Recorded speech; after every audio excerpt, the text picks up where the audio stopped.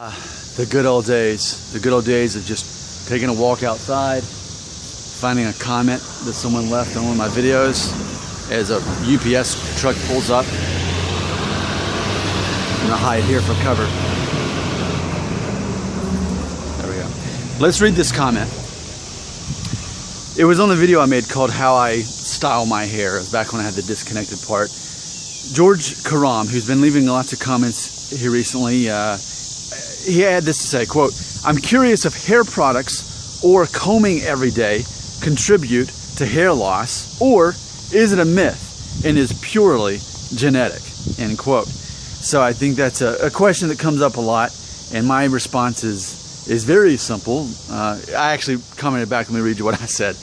I said, quote, "I think people put too much thought into it, the belief/hope they actually have some power or control over it, like NoFap," end quote. Now, to build on top of that, I also got another comment this morning on the same, building on top of that, on the video I made called My Confusion on NoFap and Hair Loss, What's the Truth? And Joe Blow simply said this, quote, "We need evidence like before and after pictures," end quote. Now, let's wrap all this up into one nice package with the bow on top.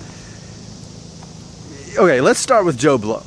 He says, hey, if I take it that Joe is as skeptical as I am about NoFap having any kind of effect on, you not losing your hair. And he said, we need pictures, we need evidence. See, here's the problem with that. The problem is the only people on the internet who are going to provide before and after pictures or evidence are people who have an agenda to sell. They're wanting to convert you to NoFap, or they're wanting to sell you something. They're not an average guy like me, all right? I mean, to the best I can be, I'm a third party. You know, my whole thing is I want to be honest with you about my journey in hair loss. I want to be completely honest and open with you, a real person. And I'm so honest, and I'm so honest that it bothers some people. It bothers some people that I make money off of being a YouTuber. You know, people say, well, you're obsessed with this. I'm like, no, I'm just making money. The more I talk about it and respond to people, the more views I'll get, the more subscribers, and the more money I get. Like, that's honesty there. Other YouTubers don't talk about that. I do. I make money from this. It's all me being honest.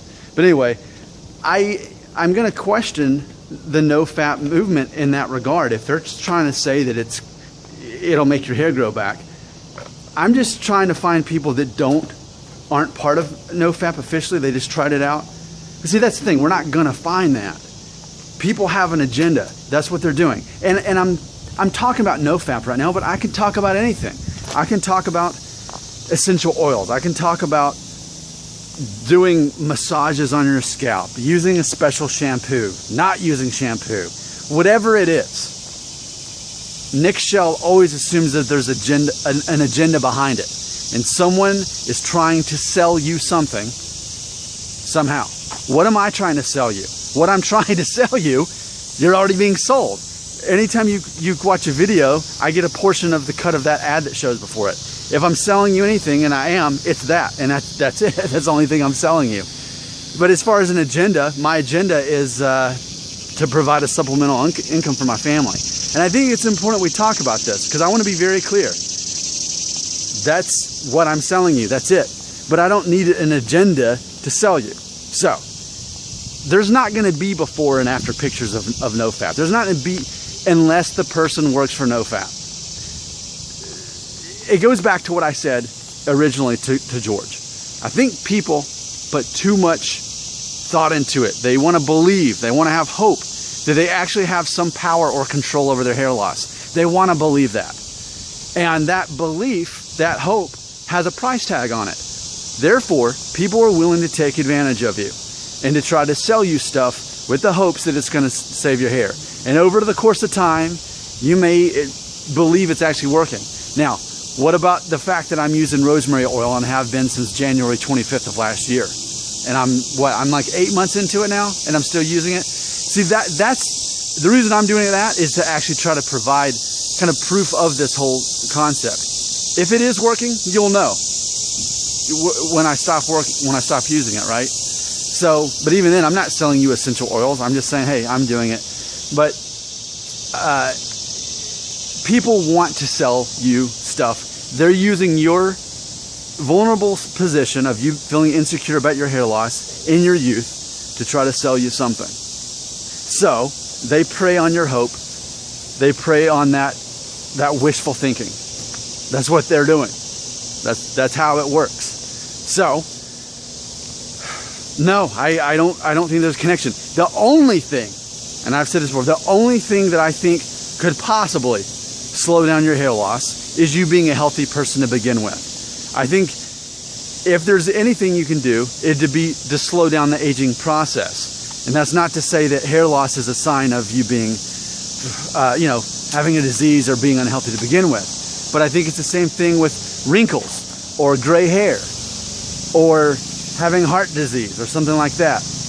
There's definitely things you can do to control your health. Have you watched What the Health on Netflix? I mean, if there's an agenda, if I have one, I want you to watch What the Health, because I want us as human beings to take responsibility for our health. But I think what happens too is we mix those two things up.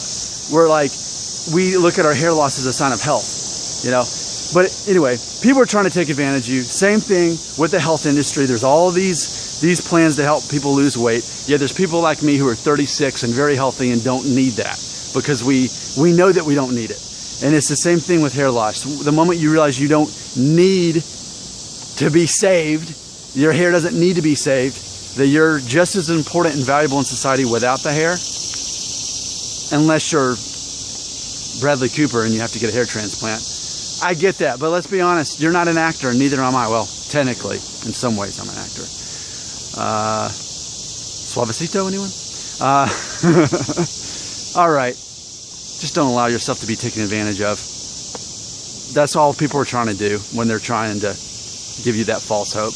I'm saying, forget about it. Let's move in a different direction. Come with me. Actually, well, if we're going in a different direction, we should go this way, right?